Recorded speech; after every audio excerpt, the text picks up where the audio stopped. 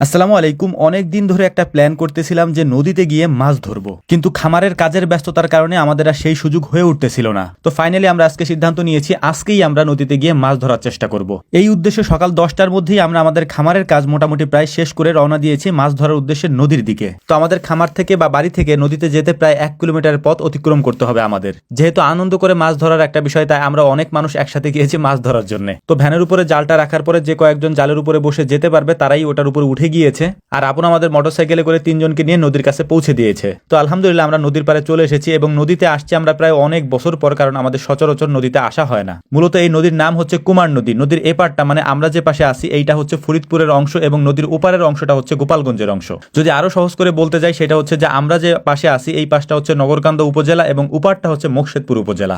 তো এখন যেহেতু শুষ্ক মৌসুম, তাই মাছ ধরার অন্য কোনো জায়গা নাই নদী ছাড়া। মানে আমাদের এখানে শুষ্ক মৌসুমে কোনো পুকুরে কোথাও পানি তেমন একটা থাকে না, সব শুকিয়ে যায়। এজন্য আমরা আজকে এসেছি নদীতে মাছ ধরার জন্য। মূলত এরকম পদ্ধতিতে মাছ আমরা আগে পরে কোনোদিনও ধরি নাই, মানে এত বড় জাল দিয়ে আমাদের আগে পরে নদীতে কখনো মাছ ধরা হয় নাই। তো আমাদের যে কাকার জাল আছে তাকে বলছিলাম যে কাকা নদীতে মাছ ধরা যাবে কিনা, তো সে আমাকে বলছিল যে হ্যাঁ মাছ ধরা যাবে। কিন্তু এখানে এসে আমরা দেখলাম যে ভিন্ন পরিস্থিতি। নদীতে এত পরিমাণে শ্যাওলা রয়েছে, এই শ্যাওলার মধ্য দিয়ে জাল টানা একেবারে দুষ্কর একটা ব্যাপার। তারপরও আমরা যেহেতু অনেক মানুষ গিয়েছি, তাই আমাদের মাছ মারাটা সফল না করে আমরা আসবো না, এটা আমরা আগেই প্রতিজ্ঞাবদ্ধ ছিলাম। কিন্তু নদীতে এসে আমাদের একটা ভিন্ন অভিজ্ঞতা হলো, আর সেটা হচ্ছে নদীতে আগে যে পরিমাণ মাছ পাওয়া যেত তার ছিটে ফোটাও এখন নদীতে নাই। আর একটা বিষয় আমার কাছে মনে হলো, সেটা হচ্ছে শহরে যে মাছগুলি নদীর মাছ হিসেবে বিক্রি করা হয় তা কি আদৌ নদীর মাছ কিনা। কারণ নদীতে মাছের যে অবস্থা তাতে আমার মনে হয় না যে শহরে কোথাও নদীর মাছ বিক্রি হয়। প্রাকৃতিক পরিবেশে বড় হয় এই নদীর এক একটা মাছ যখন আমরা পাচ্ছিলাম তখন আমাদের কাছে মনে হইতেছিল যে এগুলি এক একটা স্বর্ণ। তো যাই হোক, আমরা সবাই অনেক কষ্ট করতেছিলাম মাছ ধরার জন্য, কিন্তু মাছ তেমন একটা পাচ্ছিলাম না। একটা মাছ আমরা পেয়েছি বড়, মানে এই মাছটাই হচ্ছে আজকের দিনে আমাদের সব থেকে বড় মাছ, এটা হচ্ছে ফলি মাছ।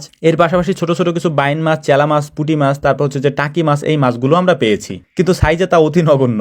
তো যাই হোক আলহামদুলিল্লাহ তারপরও কিছু মাছ আমরা পেয়েছি, কিন্তু যেহেতু আমরা অনেক মানুষ একসাথে মাছ ধরার জন্য এসেছি তাই আমাদের সবার জন্য এই মাছ একেবারেই সামান্য। কিন্তু তাতে আমাদের কিছুই যায় আসে না, কারণ আমরা আনন্দ করার জন্য মাছ ধরতে এসেছি এবং দেখতে এসেছি নদীতে আসলে মাছ পাওয়া যায় কিনা। দেখতেই পাচ্ছেন যে খুব মনোযোগ সহকারে আমরা আমাদের কাজটা করার চেষ্টা করতেছিলাম। যেহেতু আমরা অনেক মানুষ এসেছি তাই আমাদের এত মানুষের জন্য এই কয়েকটা মাছ একেবারেই সামান্য। কিন্তু তারপরে একটা বিষয় সব থেকে ভালো লাগা, সেটা হচ্ছে যে মাছ ধরার আনন্দই আলাদা। আর সেইটা যদি হয় নদীর মধ্যে এইভাবে খোলা জায়গায়, তাহলে তো কোনো কথাই নেই। কারণ মাছ ধরতে যদি আমাদের হইতোই তাহলে আমাদের পুকুর ভর্তি মাছ রয়েছে, আমরা সেখান থেকেও ধরতে পারতাম। তো যাই হোক, শ্যাওলার জন্য আমরা জাল ঠিক মতো ফেলতে পারতেছিলাম না। তারপর হচ্ছে রোজার দিন বেশি কষ্টও করা যাবে না, মানে শরীরের উপরে তেমন একটা প্রেশারও দেওয়া যাবে না। এই কারণে আমরা 3-4 জন নদী সাঁতরে ওপারে চলে গিয়েছি। যদি আমি এখন ভৌগোলিক অবস্থানটা আপনাদেরকে বলি, নদীর ওপারে আমরা যেখানে আছি এই জায়গাটা হচ্ছে গোপালগঞ্জের মধ্যে বা মোকশেদপুর উপজেলার মধ্যে। আমাদের বাকি যে লোকজন আছে তারা হচ্ছে ফরিদপুরের মধ্যে বা নগরকান্দা উপজেলার মধ্যে। তো যাই হোক, মোটামুটি আমরা যা মাছ পেয়েছি তাই আমাদের জন্য আলহামদুলিল্লাহ। কারণ হচ্ছে যে আমরা দেখতে এসেছিলাম যে নদীতে আসলে মাছ পাওয়া যায় কিনা। কারণ এই নদীর মাছ বাজারে বা যে কোনো জায়গায় বিক্রি হয় অনেক চড়া দামে। এটা আপনারা অনেকেই জানেন, যারা নদীর মাছ কিনেন বা নদীর মাছ বলে